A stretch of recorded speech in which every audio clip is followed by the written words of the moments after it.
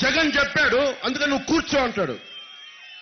ఎదురు తిరగలేక కాదు, తిక్కలేక కాదు, నాకు తిక్క రేగితే నాకు ముఖ్యమంత్రి వాళ్ళ అమ్మమ్మ కూడా ఎవరు గుర్తురాడు నాకు. కానీ ఎందుకు సంయమనం పాటించాను ఆ రోజునంటే కాలంకి చాలా శక్తి ఉంటుంది. ఈ రోజు నువ్వు కూర్చోబెట్టి కీలు బొమ్మలు ఆడుతున్నావు బిడ్డ, నీకు చెప్తాను, భవిష్యత్తులో చెప్తాను నీకు. ఎందుకంటే ప్రతి అధికారికి, ఈ రాష్ట్ర పౌరులకి ప్రతి ఒక్కడికి సమాన హక్కులు ఉన్నాయి. ఇంకొకటి మానవ హక్కులని కాలరాచే హక్కు ఏ అధికారికి లేదు. మేము తప్పైతే క్షమాపణ అడుగుతాం, 2 చేతులు ఎత్తే. తప్పు కానప్పుడు అదే చేపెట్టి లాగోడు కొట్టగలను, అది కూడా గుర్తుపెట్టుకోండి.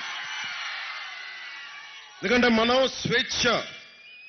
స్వేచ్ఛ భద్రత ఈ 2 ఉన్నప్పుడే ఏదైనా సాధించగలం. అందుకని ఇది నేను ఆ భావోద్వేగంతో ఇవ్వట్లేదు, చాలా ఆలోచించమని చెప్తున్నా. మిగతా నియోజకవర్గాల్లాగా ఇది విశాఖ అందరినీ కూర్చోబెట్టి చెప్తున్నా. మీరు ఆలోచించండి. అపార్ట్మెంట్స్ లో ఉన్న వాళ్ళు కూడా ఎలక్షన్ రోజున బయటికి రండి. ఈ ప్రభుత్వాన్ని, వైసీపీ ప్రభుత్వాన్ని బంగాళాఖాతం తొక్కేయండి, నలిపేయండి. ఎందుకనే మీ అందరూ